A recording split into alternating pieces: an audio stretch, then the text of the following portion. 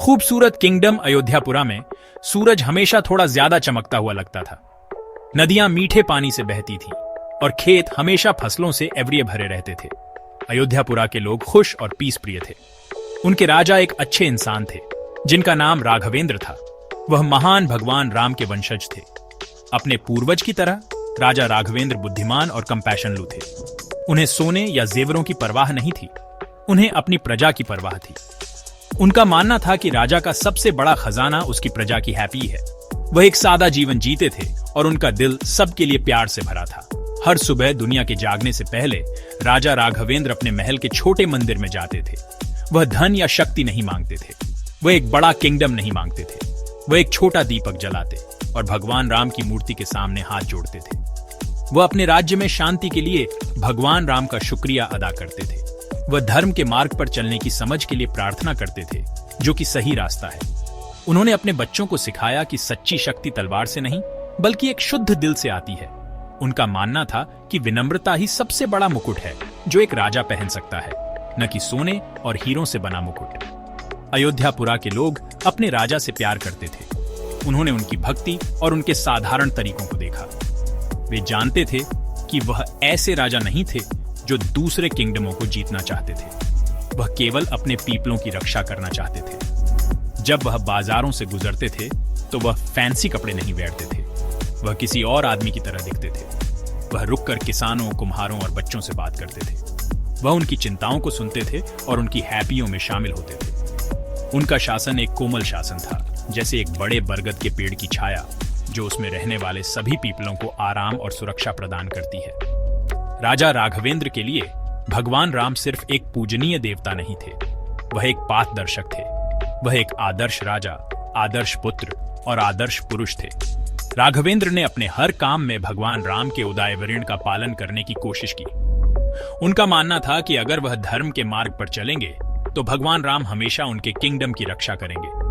वह जानते थे कि कभी कभी मासूमों की रक्षा के लिए हिंसा जरूरी होती है, लेकिन यह हमेशा आखिरी ऑप्शन होता था। ज्ञान और दया पहले आते थे। यह गहरी आस्था अयोध्यापुरा की सच्ची ढाल थी, जो किसी भी पत्थर की दीवार या सेना से ज्यादा मजबूत थी। एक दिन इस शांति पर खतरा मंडराने लगा। भैरव नाम का एक ताकतवर सरदार उत्तर के सूखे इलाकों से उसकी नजर अयोध्यापुरा पर पड़ी। भैरव की सेना बहुत बड़ी और डरावनी थी। उसके सैनिक अपनी क्रूरता के लिए जाने जाते थे। वे काले घोड़ों पर सवार होते थे और उनके पास तेज लोहे की सोर्डें होती थी। भैरव सिर्फ ताकत में विश्वास करता था। वह धर्म के विचार पर हंसता था। उसने राजा राघवेंद्र को एक कठोर मांग के साथ एक दूत भेजा, अपना राज्य छोड़ दो या उसे धूल में मिलते देखो। यह खबर अयोध्यापुरा में एक काले बादल की तरह फैल गई और पीपलों के हार्टों में डर समाने लगा। राजा राघवेंद्र के आर्मीपति और मंत्री उसके दरबार में दौड़े आए। वे गुस्से में और चिंतित थे। उन्होंने कहा, महाराज, हमें लड़ना होगा। हमें इस सरदार को अयोध्यापुरा की सेना की ताकत दिखानी होगी। हमारे पास बहादुर सैनिक और मजबूत किले हैं। हम इस अत्याचारी के आगे नहीं झुक सकते। उन्होंने रणनीतियों और हथियारों की बात की। वे भैरव की आक्रामकता का जवाब और भी अधिक आक्रामकता से देना चाहते थे। उनका मानना था कि तलवार का जवाब सिर्फ तेज तलवार से दिया जा सकता है। उन्होंने राजा से तुरंत एक लंबी और खूनी लड़ाई के लिए तैयार होने का आग्रह किया, लेकिन राजा राघवेंद्र शांत रहे। उन्होंने सबकी बात धैर्य से सुनी। फिर उन्होंने धीमी आवाज में बात की। लड़ने का मतलब भैरव के तरीके को अपनाना है, उन्होंने कहा। उसका रास्ता हिंसा और लालच का है, हमारा रास्ता धर्म का है। हमें पहले पीसपूर्ण तरीका खोजने की कोशिश करनी चाहिए। आक्रामकता कमजोरी की निशानी है, ताकत की नोट। सच्ची ताकत यह जानने में है कि कब लड़ना नहीं है। उन्होंने भैरव को शांति का संदेश लेकर एक दूत वापस भेजा। युद्ध के बजाय दोस्ती की पेशकश की। उनका मानना था कि सबसे कठोर दिल को भी ज्ञान और सम्मान से नरम किया जा सकता है। हालांकि भैरव अंडरस्टैंडिंगदार आदमी नहीं था। उसने शांति का संदेश फाड़ दिया और हंसने लगा। उसने राघवेंद्र की पेशकश को डर की निशानी अंडरस्टैंडिंग। उसने अपनी सेना को तुरंत अयोध्यापुरा पर चढ़ाई करने का आदेश दिया। जब अयोध्यापुरा के पीपलों ने यह सुना तो वे डर गए। उन्होंने अपने राजा की ओर सौ। क्या उनका विश्वास एक गलती थी? राजा राघवेंद्र जानते थे कि उन्होंने हिंसा से बचने के लिए हर संभव कोशिश की थी। अब उनके पास कोई ऑप्शन नहीं था। उन्हें अपने पीपलों की रक्षा करनी थी। उन्होंने अपनी सेना को युद्ध के लिए तैयार होने को कहा, विजय के लिए नहीं बल्कि धर्म की रक्षा के लिए। युद्ध से पहले की रात काली थी और तनाव से भरी हुई थी। हवा में डर और धारदार स्टील की गंध भरी हुई थी। जब उसके सैनिक तैयारी कर रहे थे, राजा राघवेंद्र ने हथियारों या कवच का निरीक्षण नहीं किया। वह महल के बगीचों में एक शांत जगह पर अकेले गए। वहां एक प्राचीन पीपल का पेड़ खड़ा था, एक ऐसा पेड़ जो कहा जाता था कि भगवान राम के एंसेस्टरों के समय से था। राजा उसकी शाखाओं के नीचे बैठ गए, अपनी आंखें बंद कर लीं और प्रार्थना करने लगे। उन्होंने जीत के लिए प्रार्थना नहीं की, उन्होंने सही काम करने की शक्ति के लिए प्रार्थना की। उन्होंने अपने पीपलों की सुरक्षा के लिए प्रार्थना की। जैसे ही उन्होंने प्रार्थना की, वे गहरी नींद में सो गए और उस नींद में उन्होंने एक सपना सौ। अपने सपने में उन्होंने एक उज्जवल कोमल प्रकाश सौ। उस प्रकाश से भगवान राम प्रकट हुए, एक योद्धा के रूप में नहीं, बल्कि एक शांत और आश्वस्त करने वाले पाथदर्शक के रूप में। भगवान राम ने राघवेंद्र को देखकर मुस्कुराया और कहा, मेरे बच्चे, डरो मत, तुम्हारा विश्वास ही तुम्हारा सच्चा कवच है। तुम्हें याद है वह एक तीर जो तुम्हारे परिवार ने पीढ़ियों से रखा है, वह मेरा था। यह कोई साधारण हथियार नहीं है, यह विश्वास का तीर है। इसे क्रोध में या महिमा के लिए उपयोग न करें, इसे तभी उपयोग करें जब सब कुछ खो जाए, धर्म के लिए अंतिम प्रार्थना के रूप में। जब राजा राघवेंद्र उठे तो सूरज उग रहा था। सपना उन्हें अपने आसपास की दुनिया से ज्यादा वास्तविक लगा। उन्हें अपने दिल में गहरी शांति महसूस हुई। वह शाही खजाने में गए और एक छोटी साधारण लकड़ी की पेटी खोली। अंदर रेशम के बिस्तर पर एक अकेला पुराना तीर रखा था।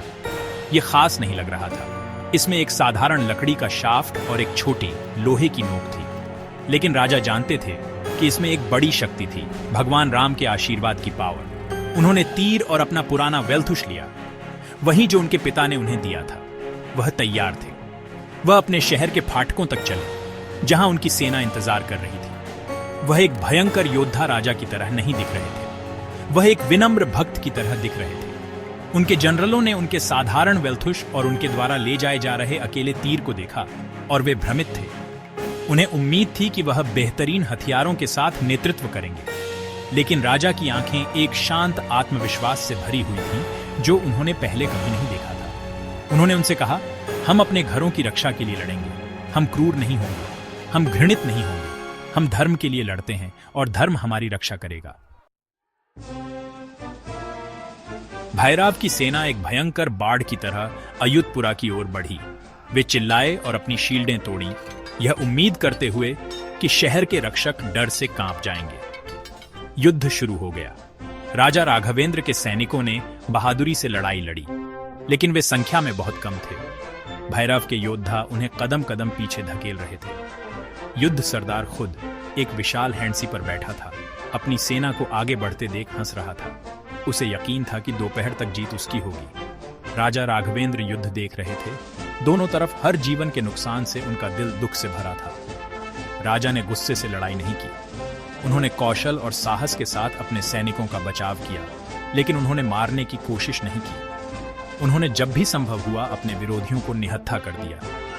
लेकिन भैरव की सेना अथक थी। जल्द ही उन्होंने शहर के मुख्य द्वार को तोड़ दिया। भैरव अपने हैंडसी पर अयोध्यपुरा में प्रवेश करने ही वाले थे। राजा के जनरलों ने उससे कहा, यह खत्म हो गया है, हमें पीछे हटना होगा। यह उसी क्षण था जब सारी उम्मीदें खो चुकी थीं कि राजा राघवेंद्र को पता चला कि समय आ गया है।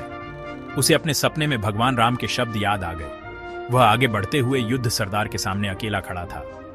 वह एक घुटने पर बैठ गया, अपनी आंखें बंद कर लीं और एक मौन प्रार्थना की। वह एक तीर से प्रार्थना नहीं कर रहा था, वह उस विश्वास से प्रार्थना कर रहा था जिसका प्रतिनिधित्व तीर करता था।